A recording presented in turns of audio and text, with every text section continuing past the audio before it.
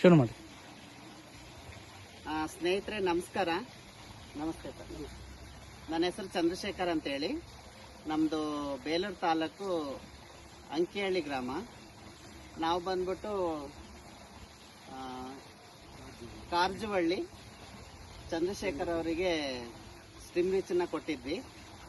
ಅವರು ಸೌತೆ ಗಿಡಕ್ಕೆ ಬಳಸಿದ್ದಾರೆ, ತುಂಬ ಚೆನ್ನಾಗಿ ರಿಸಲ್ಟ್ ಬಂದಿದೆ ಅಂತ ಅವ್ರ ಮಾತಲ್ಲೇ ಹೇಳ್ತಾರೆ. ಅವ್ರ ಬಾಯಲ್ಲೇ ಕೇಳೋಣ. ಸರ್, ತಮ್ಮ ಹೆಸರು? ನನ್ನ ಹೆಸರು ಚಂದ್ರಶೇಖರ್ ಅಂತ. ಇದು ನೀವು ಕೊಟ್ಟಂಥ ಸ್ಟಿಮ್ ರಿಚ್ ಇದು ಹೊಸದಾಗಿ ನಾನು ತೊಗೊಂಡೆ.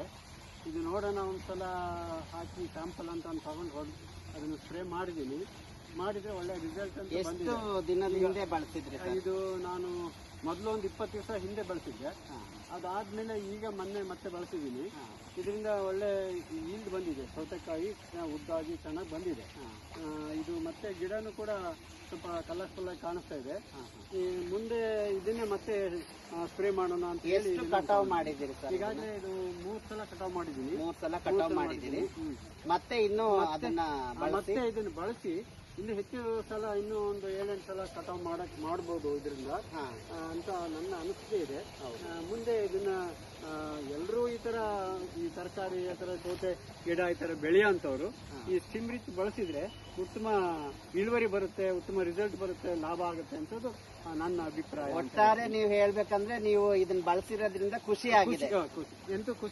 ಖುಷಿ ಆಗಿದೆ. ಮತ್ತೆ ಇದನ್ನ ಬೇರೆಯವ್ರಿಗೂ ಬಳಸಬಹುದು ಅಂತ ಹೇಳ್ಬೋದು. ಯಾಕಂದ್ರೆ ಇದು ಬಿಸಿಲಲ್ಲಿ ಇದು ಬಳಸೋದ್ರಿಂದ ಬಿಸಿಲಿನ ಒಂದು ತಾಪವನ್ನ ಅದು ಕಂಟ್ರೋಲ್ ಮಾಡುತ್ತೆ ಇದು.